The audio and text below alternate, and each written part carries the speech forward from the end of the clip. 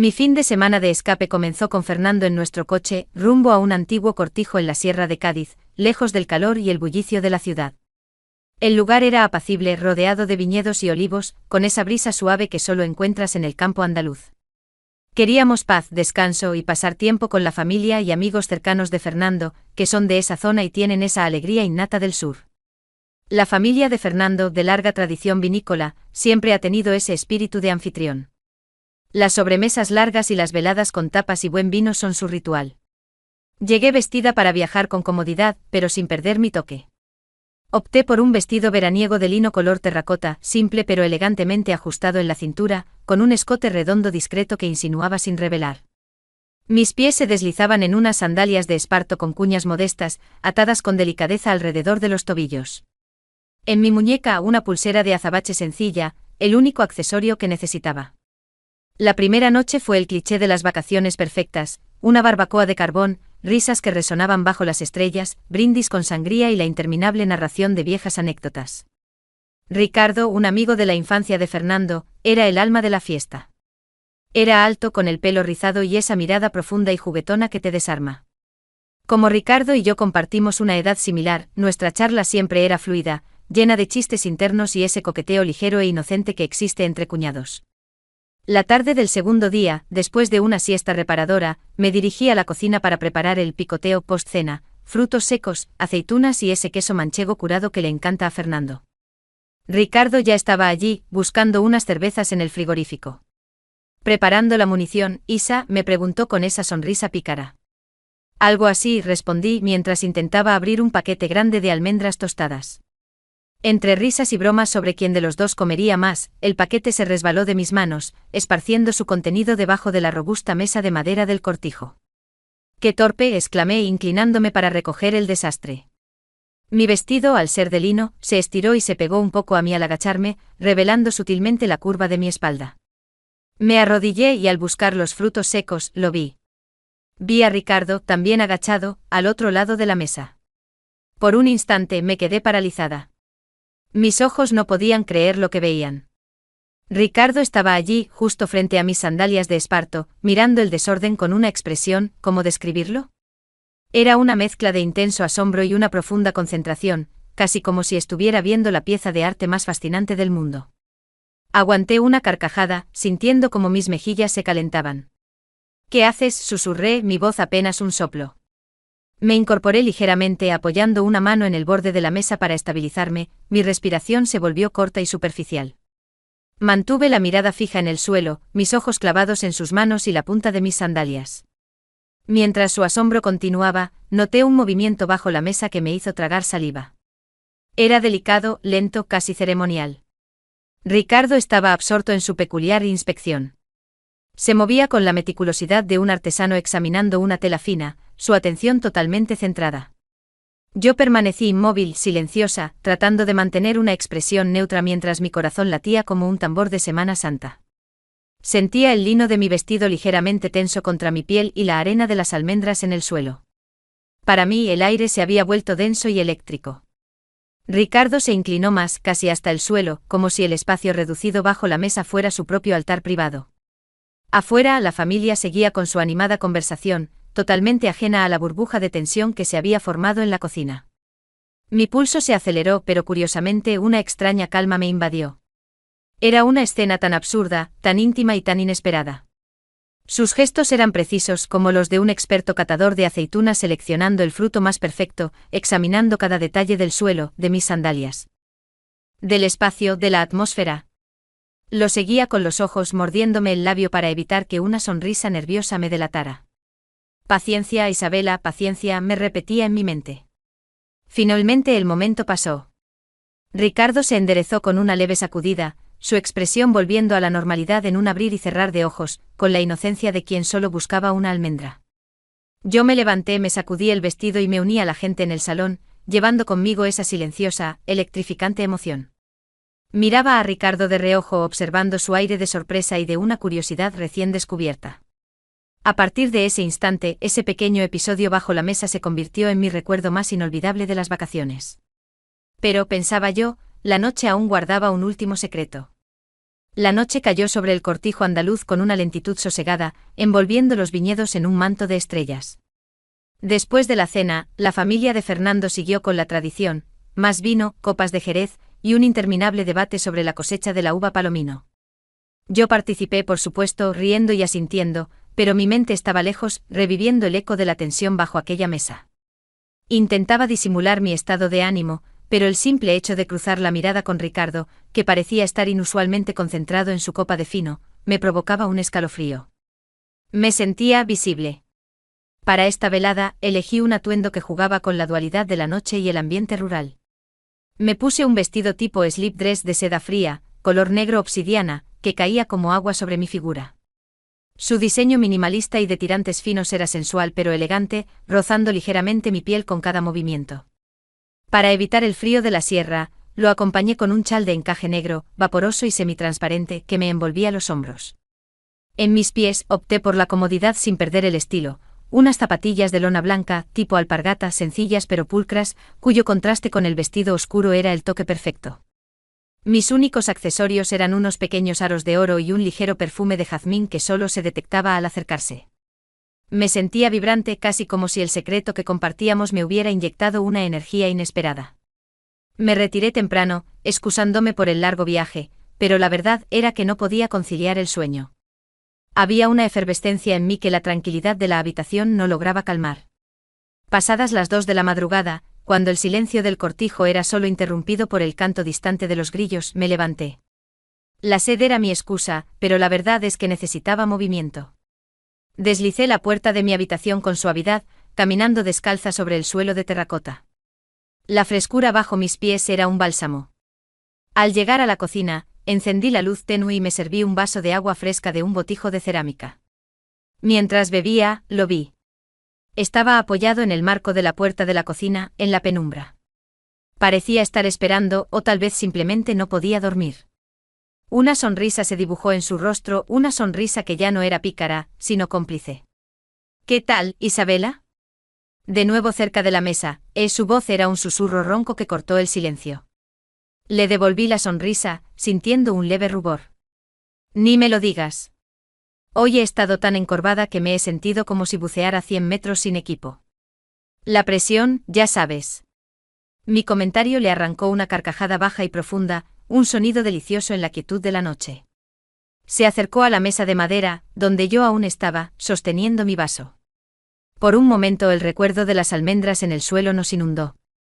El día anterior, estaba allí abajo por los frutos secos, ahora, la atmósfera estaba cargada de algo totalmente diferente. En esa quietud nocturna, sentí una intensa y sutil oleada de energía.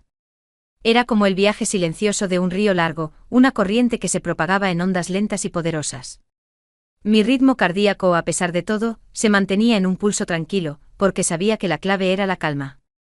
Estar allí en la cocina a oscuras sin despertar a nadie, se sentía como la paz que llega tras una tormenta, una intensidad asombrosa y cautivadora. Mientras estábamos allí sin apenas hablar, la energía crecía fluyendo como una cascada interior.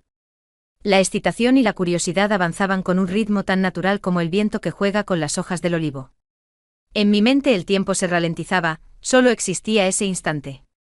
Mi mirada se posó en sus manos, grandes y fuertes, que descansaban sobre la superficie áspera de la mesa.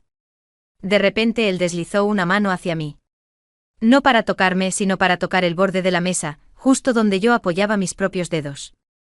Era un roce indirecto, una proximidad deliberada que me hizo sentir la necesidad de anclarme, de agarrar con más fuerza el borde de la mesa.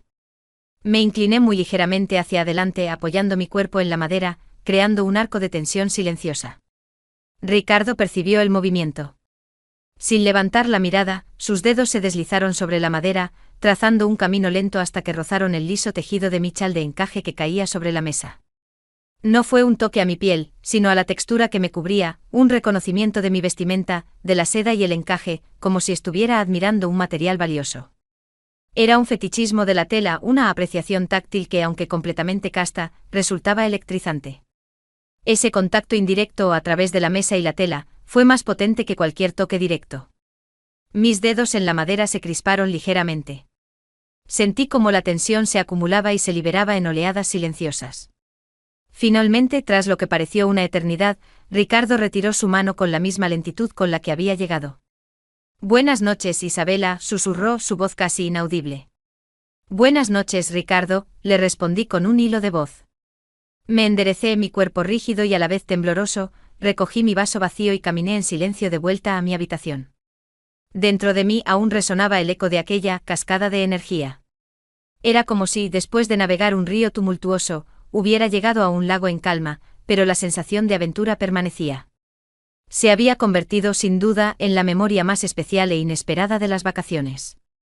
El sol de la mañana se filtró perezosamente por las ventanas del cortijo, tiñendo el suelo de terracota con un cálido color dorado. Afuera, el aire era fresco y quieto. Me desperté con una sensación de irrealidad, como si las últimas 24 horas hubieran sido un sueño particularmente vívido. Me levanté y comencé a recoger mis pertenencias, pero una punzada de melancolía me invadió. Era el último día. Todo parecía demasiado tranquilo, demasiado normal, después de la intensidad silenciosa de la noche. Para este último acto, elegí un atuendo que reflejaba la serenidad del final, pero que aún mantenía una elegancia sutilmente abierta. Me puse una falda de vuelo, larga, de un color blanco roto casi translúcido que se movía con gracia con el aire. La combiné con una camisa de popelina color coral, abotonada solo hasta la mitad, permitiendo que un atisbo de la piel de mi clavícula se asomara, y con las mangas remangadas hasta el codo. A mis pies unas botas de cuero fino, de color camel, de caña corta, que aportaban un toque de robustez al conjunto ligero, eran mis favoritas para el campo y me hacían sentir poderosa. Como detalle, me anudé un pañuelo de seda con motivos de jacaranda a mi muñeca, permitiendo que las borlas cayeran ligeramente. Mientras recogía mi neceser, mis ojos se desviaban involuntariamente hacia la puerta. Quería ver a Ricardo una última vez antes de irme. Necesitaba confirmar que todo había sido real. El desayuno transcurrió en el patio central, bajo una pérgola cubierta de parras. El ambiente era distendido, lleno de los ruidos metálicos de las tazas de café y el pan tostándose. Mientras masticaba lentamente mi tostada con aceite de oliva, la película de los días anteriores pasaba por mi mente. Ricardo estaba sentado justo enfrente. Se notaba que él también sentía el peso del silencio. En varias ocasiones nuestros ojos se encontraron, y él me dedicó una sonrisa apenas perceptible, una curva fugaz que solo duraba el tiempo de un latido. Era una sonrisa de reconocimiento mutuo, de complicidad por un secreto que nadie más compartía. Sentí una paz extraña, como la de una hoja que acaba de caer sobre la superficie de un lago en calma, pero al mismo tiempo, una pequeña punzada de tristeza. La conversación general era normal, sobre el tráfico de vuelta a Sevilla o las lluvias que se avecinaban, pero cada palabra intercambiada con él, incluso un simple «pásame el pan», me parecía más sincera y valiosa. Ricardo parecía estar observando mis botas más de lo necesario mientras tomaba un sorbo de café. No era un mirar directo sino un atisbo rápido, recurrente. Las botas, de un cuero curtido y elegante, estaban levemente manchadas de polvo del cortijo. De nuevo esa apreciación silenciosa y casi reverente por un objeto de vestuario, un fetichismo de la calidez y el uso del cuero, que él disimulaba de forma magistral. En un momento, la abuela de Fernando le preguntó algo a Ricardo. Él, sin dejar de mirarme a mí por un segundo, asintió y se excusó para ir a buscar algo a su coche. «Vuelvo enseguida», dijo dirigiéndose a la abuela, pero sus ojos estaban fijos en los míos. Me quedé sentada, sintiendo el vacío que su ausencia dejaba en la mesa. Mi corazón me dolía un poco, anticipando la despedida. Me levanté para ir a buscar más café, y justo al lado de mi silla, noté algo. Una pequeña caja de madera de olivo, tallada a mano. Era rústica pero exquisita. No estaba allí antes. Fernando estaba en el otro extremo hablando con su padre. Nadie había visto a Ricardo ponerla. La tomé con mis manos temblorosas. Era suave al tacto y olía ligeramente a tierra y cera de abeja. Al abrirla, mis dedos rozaron una pequeña figura de ámbar, tallada con la forma de una almendra, incrustada con diminutas semillas de uva. Era una referencia sutil pero inconfundible al incidente bajo la mesa. Un objeto que condensaba el inicio de nuestra tensión secreta. Justo en ese instante, Ricardo regresó con las llaves en la mano. Me vio con la caja abierta. Su sonrisa esta vez fue completa, luminosa, pero solo duró un microsegundo. ¿Encontraste algo que se te perdió, Isabela?, preguntó en voz alta, para que todos lo escucharan. Algo así, Ricardo, respondí, sintiendo como mis ojos brillaban. Un pequeño tesoro. Guardé la caja rápidamente en el bolsillo de mi falda. Era nuestra despedida silenciosa, el sello de nuestro pacto. Poco después, llegó el momento de marcharse. Abrazos, promesas de volver pronto y los saludos de despedida. Cuando me acerqué a Ricardo, el abrazo fue breve, pero la forma en que sus manos se apretaron por un segundo en la parte baja de mi espalda, sobre la tela blanca de mi falda, fue todo lo que necesitaba. Nos subimos al coche. Mientras Fernando conducía por el camino de tierra, eché una última mirada al cortijo. Ricardo estaba en el umbral, observándonos partir. Levantó la mano en un saludo formal, pero en ese gesto vi toda la intensidad de los últimos 2 días. El recuerdo de ese cortijo y ese fin de semana. Cada vez que vuelve a mi mente, una sonrisa se dibuja en mi rostro y siento una extraña paz en el corazón, mezclada con esa ligera punzada de anhelo. Quizás esa sea la razón por la que he querido compartirlo con ustedes. Pero la historia no termina aquí. Mientras nos alejábamos, abrí la caja de ámbar para observarla mejor. La figura de almendra era hermosa. Debajo de ella, había una pequeña hoja de papel doblada. La desplegué con la respiración contenida. Solo había una palabra, escrita con una letra elegante y firme. Botas. Y debajo un número de teléfono. ¿Qué significaba? Era una pista. ¿Un juego? Sentí como un escalofrío me recorría la espalda. Había una historia mucho más profunda que la de un simple fin de semana, una conexión que recién empezaba a desvelarse, y que me ataba a él de una forma que nunca pude haber imaginado. El regreso a Sevilla fue un torbellino de emociones contenidas. Fernando hablaba de negocios, del tráfico, de las uvas. Yo asentía, pero mis dedos apretaban la pequeña caja de olivo guardada en el bolsillo de mi falda. El sol de la tarde se reflejaba en el ámbar de la almendra, y la palabra botas resonaba en mi mente como un tambor lejano. En cuanto llegué a casa, busqué un momento a solas. Subí a mi estudio, cerré la puerta y saqué la nota. El número de teléfono. Era de la región de Cádiz, lo que confirmaba que la nota era suya. La caligrafía era elegante, firme, con un ligero aire anticuado que me fascinaba. ¿Qué quería decir con botas? ¿Era una referencia a su evidente, aunque sutil, aprecio por el cuero y el uso? ¿Un código? ¿O simplemente un pretexto para la llamada? Me quité la ropa de viaje con una lentitud inusual. Me dirigí al armario buscando algo que reflejara la nueva energía que corría por mis venas. Elegí un atuendo que era casual, pero que incorporaba una textura que me recordaba la tensión de nuestra despedida. Unos pantalones ajustados de gamuza color coñac que acariciaban mis piernas, y una camisa de seda con un estampado de cachemira en tonos tierra y azul, ligeramente holgada, que contrastaba con la firmeza del pantalón. En mis pies opté por unas zapatillas de terciopelo azul marino con suela de cuerda, que jugaban con la idea del tacto y la suavidad, una forma de rendir homenaje al fetichismo de la tela, que había percibido en él. Me senté frente al teléfono observando el número. Pasaron 15 minutos que parecieron horas. Finalmente mi curiosidad venció a la prudencia. Marqué el número. ¿Diga? La voz de Ricardo, profunda y familiar, me erizó la piel. Hola, Ricardo. Soy Isabela, dije intentando sonar tranquila, aunque mi corazón latía con una fuerza sorprendente. Una pausa, un suspiro al otro lado de la línea. Sabía que llamarías. Aunque pensé que tardarías un poco más, Isabela de las botas.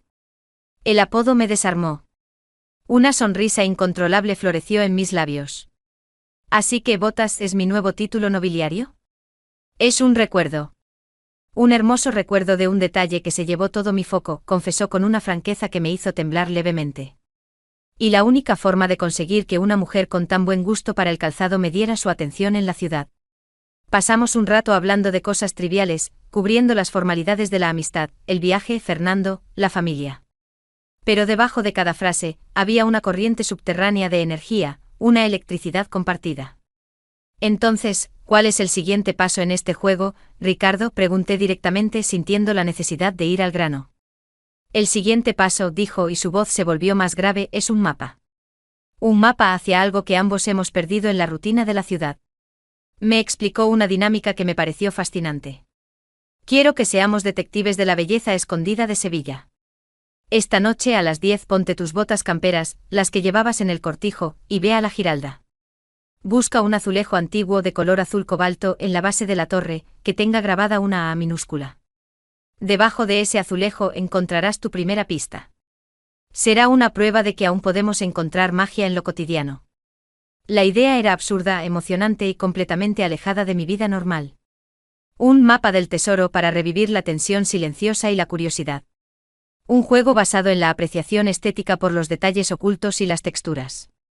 ¿Y si me ven?, pregunté, aunque la adrenalina ya me había convencido. Nadie lo notará. La gente en la noche sevillana solo mira hacia arriba. Nosotros miraremos hacia abajo, Isabela. Es nuestro juego. Y recuerda, solo las botas conocen el camino. La despedida fue corta, pero cargada de anticipación. Colgué el teléfono y me quedé mirando la pared.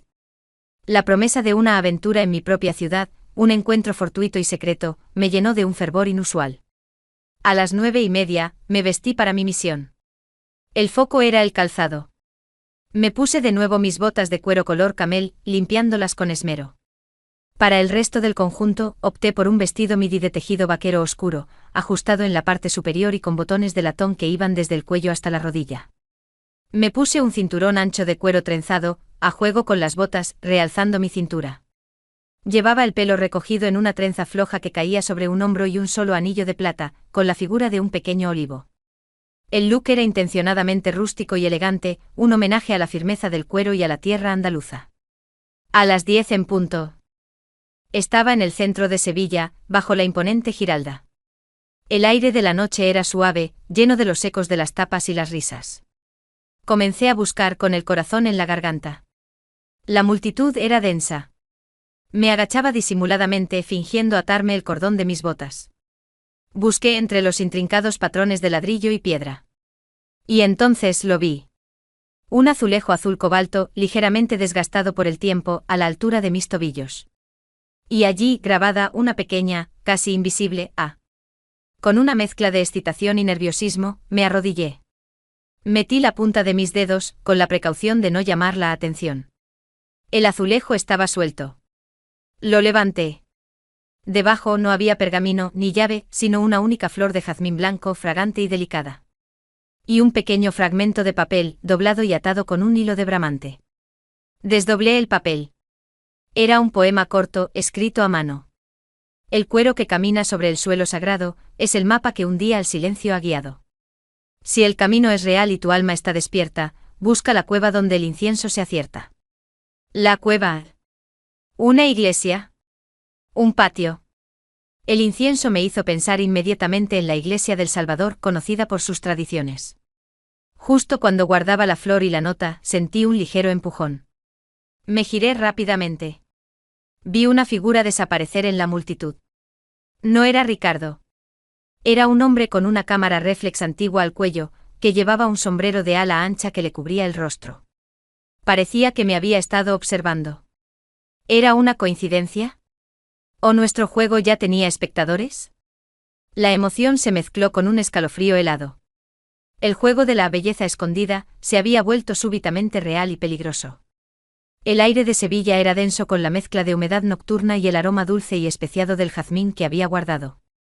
La aparición del hombre con la cámara me había dejado una punzada de ansiedad, pero la emoción por el juego era más fuerte.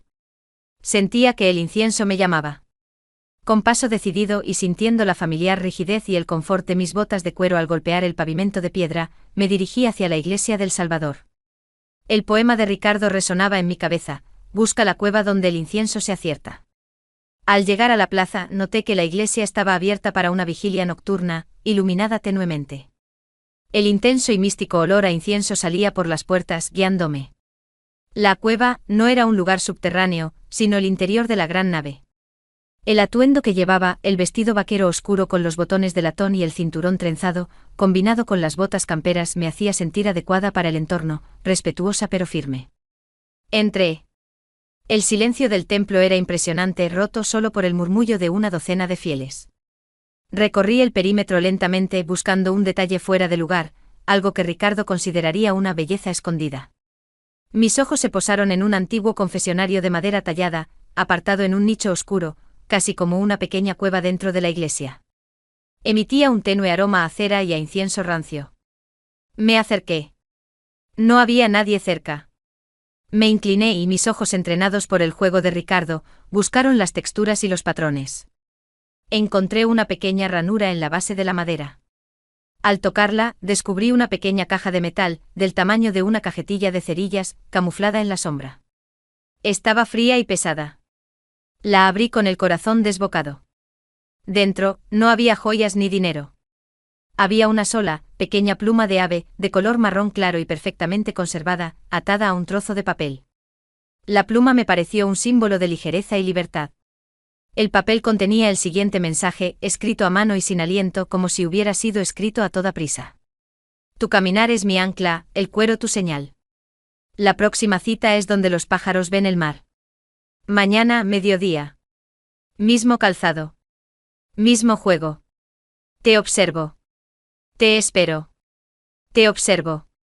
La frase me impactó como un dardo. ¿Estaba Ricardo en la iglesia? ¿O se refería al hombre de la cámara? Justo en ese momento, la luz de la iglesia parpadeó y se fue, sumiendo el interior en una oscuridad casi total, solo rota por las velas de los altares. Un grito ahogado se escuchó cerca. Me levanté rápidamente guardando la caja en mi bolsillo. Tenía que salir de allí. Me moví con cautela hacia la salida, guiándome por el tenue resplandor. Entonces, en el centro de la nave, tropecé con algo. Caí de rodillas, el golpe seco de mis botas en el suelo de mármol resonó en el silencio. Al levantar la mirada, vi que había tropezado con una silla plegable de madera que estaba tirada. Y a su lado una figura inmóvil. Era el hombre de la cámara y el sombrero. Estaba desplomado en el suelo con el cuello girado en un ángulo antinatural. La antigua cámara réflex que llevaba al cuello se había roto al caer. Sus ojos estaban abiertos, fijos en el techo oscuro. Y en su mano apretaba con fuerza una pequeña bolsa de tela que contenía algo duro y angular. Mi respiración se detuvo. No era un juego. Era real. Unos pasos pesados se acercaron desde el fondo de la iglesia, haciendo crujir la madera vieja. Una silueta alta y oscura se acercaba. Isabela. La voz era de Ricardo, pero sonaba tensa y llena de urgencia. ¿Estás bien? La luz se ha ido. Ricardo apareció en mi línea de visión, sus ojos buscando en la penumbra. Me vio arrodillada junto al cuerpo inmóvil. Ricardo, no sé qué ha pasado. El hombre está muerto, susurré, el terror paralizándome. Él se agachó a mi lado, comprobó el pulso del hombre. Su rostro se puso pétreo. No es el momento de asustarse. Tenemos que salir. Esto no es parte del juego, siseó, tirando de mi brazo para que me levantara. Mientras nos levantábamos, mis ojos se posaron en la bolsa que el muerto sostenía. Él había estado vigilándome y ahora estaba muerto. Instintivamente pateé la mano del hombre. La bolsa se deslizó fuera de su agarre y rodó. Ricardo la recogió antes de que cayera por completo. La abrió. Dentro había una pequeña colección de botones de nácar antiguo de distintos tamaños, todos pulcros y brillantes. Un fetichismo de coleccionista, totalmente ajeno a nuestro juego. Pero debajo de los botones había algo más. Una pequeña tarjeta de presentación en papel de arroz con un logo discreto y un nombre. Federico Marín. Investigaciones privadas. Maldita sea, maldijo Ricardo, su voz baja y llena de pánico. Nos estaba siguiendo. Alguien nos está vigilando, Isabela. ¿Quién? ¿Por qué? Logré preguntar, sintiendo un escalofrío que no tenía nada que ver con el frío. No lo sé, pero tenemos que irnos ahora. Rápido. Si nos encuentran aquí. Su voz se apagó al oír a otra persona entrar por la puerta principal. Agarramos la bolsa y salimos corriendo por una puerta lateral, hacia la oscuridad de un callejón estrecho. El juego había terminado. Ahora era una huida. Al doblar la esquina, Ricardo me miró con una intensidad brutal. El próximo encuentro es donde los pájaros ven el mar. Eso es el Muelle de las Delicias. Mañana al mediodía. No faltes. Y no le digas nada a Fernando. Corrimos hacia el laberinto de calles sevillanas, dejando atrás la iglesia, la luz intermitente y el misterio del investigador muerto. Mi corazón no solo latía por la excitación del secreto, sino por un terror muy real. ¿Quién era el hombre? ¿Quién nos había contratado? Y lo más importante, ¿quién le había dicho a Ricardo sobre mis botas?